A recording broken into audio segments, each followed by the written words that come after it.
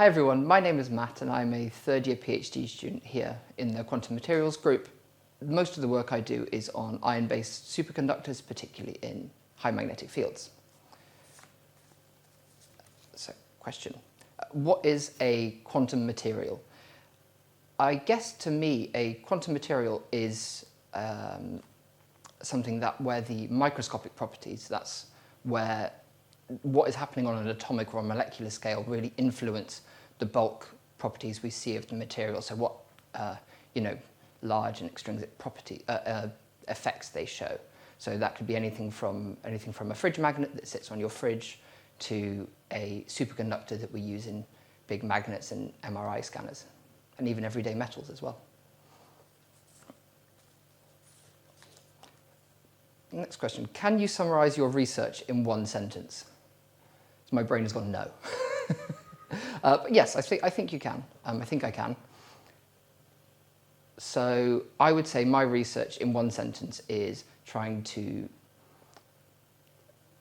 find the optimum properties that we can for a particular family, the iron-based superconductors, of superconductors that already exist.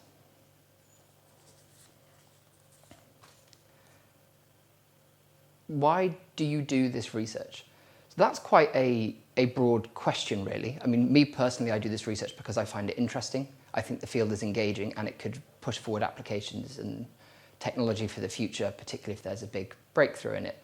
I guess the broader question of why do we do this research is the second part of that, because the materials that we look at in this department, me personally, the superconductors that we look at, have the potential to really change the way that technologies and things work in the world we live in now, and they already are to some extent, but the potential for that to change more is huge. What is the best part of your job?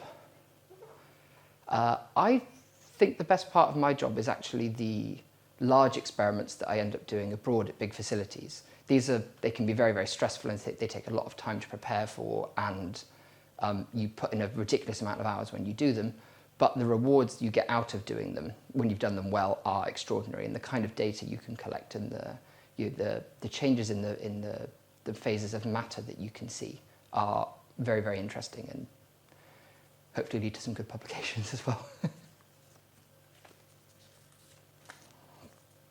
How did you get to where you are now? That's quite a good question because I'm not really sure. I studied physics at undergraduate kind of on a whim.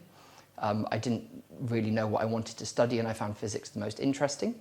And the more and more I got into it, the more I found it interesting, and the more parts of it I wanted to explore. And when I was looking up PhD opportunities and where I wanted to focus, learning more about and researching more about, I found this area the most interesting, and I guess here I am.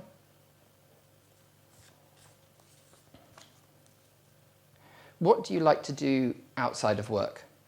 So outside of work, I'm quite a keen martial artist, so I enjoy standing in a ring and getting beaten up occasionally, which is what tends to happen. I also enjoy hiking up mountains, going for long walks, and going to the beach as well is also good fun. What one invention or discovery would you like to see in your lifetime?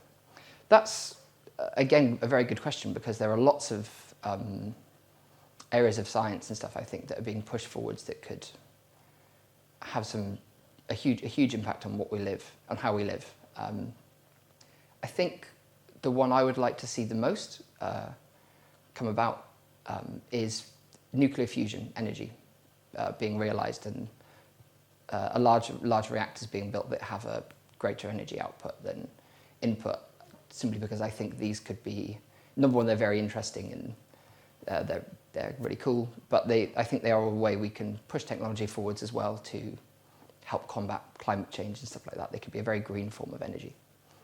So I think that was the last question. So.